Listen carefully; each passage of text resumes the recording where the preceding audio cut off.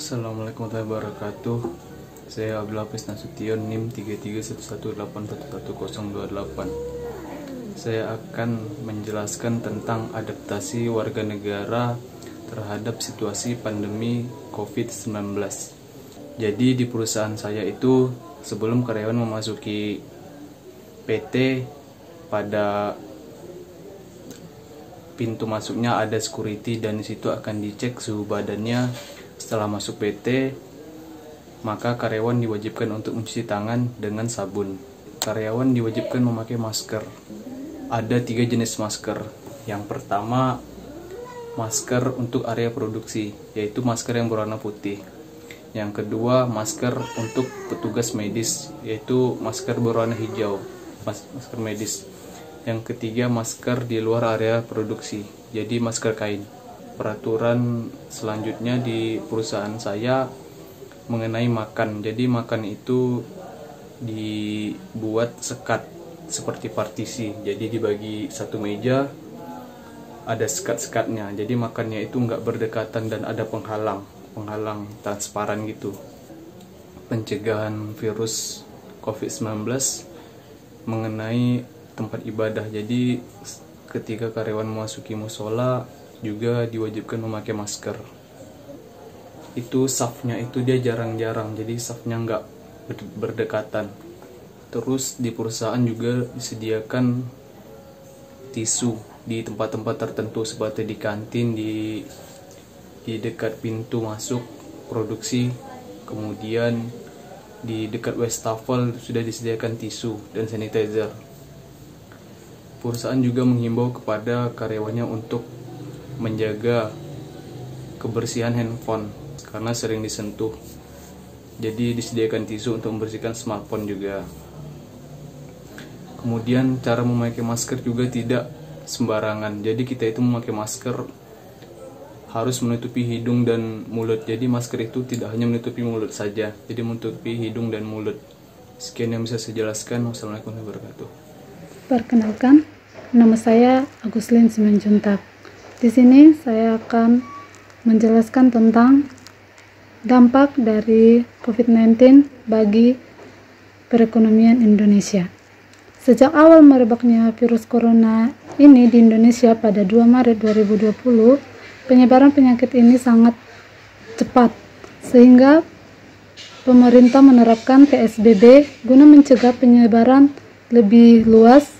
Dan dengan penerapan PSBB ini, seketika itu pula muncul kecemasan dan kekhawatiran akan bayang-bayang dampaknya bagi beragam aktivitas ekonomi publik. Pariwisata menjadi sektor yang pertama kali berdampak atas kebijakan PSBB ini. Hal ini terlihat dari nilai tambah sektor hotel, restoran, transportasi, dan jasa lainnya yang terkontraksi sangat dalam. Setelah itu diikuti oleh sektor industri pengolahan dan konstruksi yang juga turut terkontraksi. Lebih lanjut, melemahnya kinerja pada sektor-sektor tersebut berimbas pada kontraksi kinerja sektor perdagangan. Hal ini tersebut dikarenakan turunnya permintaan bahan baku. Untuk mengurangi kemerosotan ekonomi negara dan agar virus ini cepat hilang dari negara kita, sebaiknya kita mengikuti prosedur COVID-19, seperti usahakan tidak keluar rumah jika tidak ada kegiatan mendesak. Jika terpaksa, gunakan masker. Saat di tempat umum, terapkan pembatasan sosial. Hindari penggunaan alat-alat umum. Gunakan peralatan pribadi jika beribadah di tempat umum. Cucilah tangan setelah melakukan aktivitas luar ruangan. Saling mengingatkan orang lain dalam penerapan protokol kesehatan agar kita bisa beraktivitas normal seperti dahulu dan ekonomi negara kita tetap terjaga. Nama saya Elvida Solagrati Simamura. Kali ini kami akan membahas tentang fenomena dan tantangan terhadap atau akibat dari virus tersebut, khususnya di daerah tempat tinggal karyawan, yaitu dormitory. Seperti yang kita ketahui, COVID adalah penyakit menular yang disebabkan oleh virus corona. yang baru-baru ini ditemukan. Sebagian besar orang yang tertular akan mengalami gejala ringan hingga sedang dan akan mengalami pemulihan tanpa penanganan khusus. Akibat dari penularan tersebut, banyak hal telah dilakukan untuk memberhentikan penyebaran virus tersebut. Di perusahaan saya sendiri, PT Siba Vision Batam, perusahaan sangat memperhatikan bagaimana untuk melindungi karyawannya dari terpaparnya virus tersebut. Bahkan perusahaan memberikan contohnya masker kepada karyawan dan menghimbau para karyawannya untuk tetap memakai masker baik di lingkungan perusahaan maupun di luar perusahaan. Perusahaan tetap mengontrol karyawannya untuk tetap jaga jarak agar menghindari terpaparnya virus tersebut. Karena fenomena sekarang itu banyak dari kasus COVID-19 yang tidak menimbulkan gejala atau memiliki gejala. Nah, maka dengan itu perusahaan mengontrol karyawan untuk tetap jaga jarak pada setiap karyawannya. Perusahaan juga memberikan vitamin. Hal itu bertujuan untuk menjaga kesehatan karyawan, menghindari virus tersebut. Nah, bagi karyawan yang kurang sehat, perusahaan memberikan sebuah kebijakan agar karyawannya tetap di rumah dan tidak bekerja untuk menunggu pemulihan.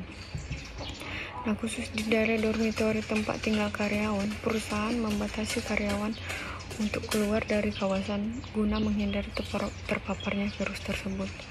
Terlihat di setiap sudut tempat juga terdapat disediakannya wastafel untuk tempat cuci tangan. Akibat dari perusahaan tersebut, perusahaan memberikan banyak kebijakan. Menurut saya itu sangat bermanfaat dan benar demi melindungi kita, kami sebagai karyawan. Bukan hanya kita atau kami, namun juga orang lain.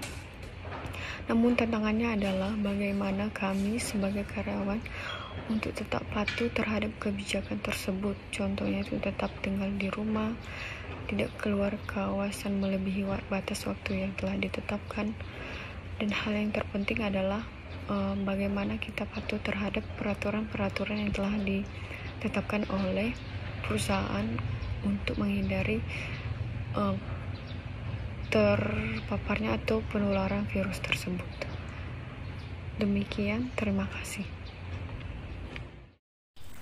Perkenalkan, nama saya Sulia Rinta Bakara. Di sini saya akan membahas tentang fenomena dan tantangan yang dihadapi masyarakat Indonesia mengenai pandemi saat ini. Seperti yang kita ketahui, bahwasanya virus ini mulai ada di Indonesia bulan Maret 2020, di mana virus ini sangat merugikan besar bagi bangsa kita.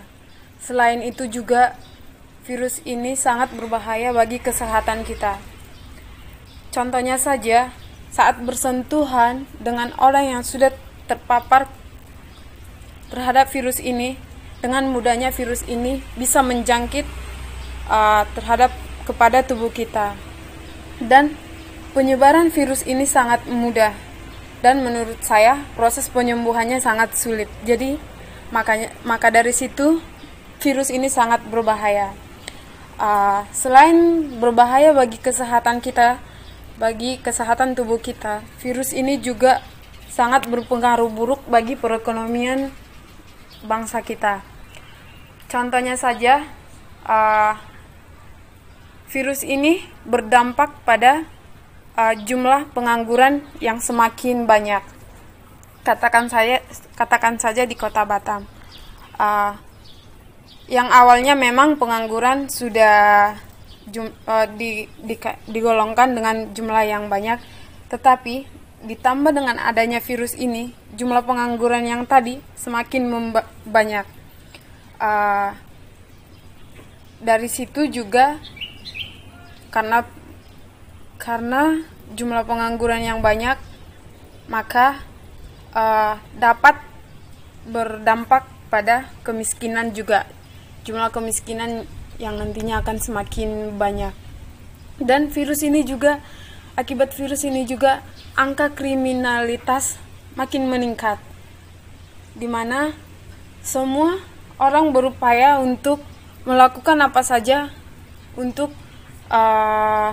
bertahan hidup di masa pandemi saat ini. Yang tadinya katakan saja yang tadinya sekolah bisa tatap muka secara langsung, sekarang harus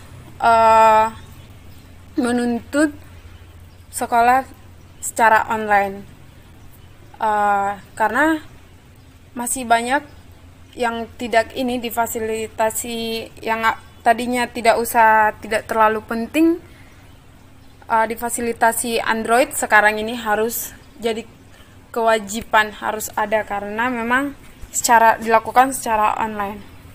Jadi virus ini sangat berbahaya. Untuk itu saya mengajak teman-teman semua untuk selalu berdoa agar virus ini segera hilang, agar perekonomian negara kita juga semakin membaik. Bagaimana caranya untuk melakukan hal tersebut? Mungkin sudah sering teman-teman dengar atau lihat secara langsung. Ya, misalnya kalau kita bepergian, pakailah selalu masker dan jaga jarak minimal 2 meter. Terus cuci tangan, jangan lupa mandi atau bersihkan tubuh kita setelah bepergian. Terima kasih.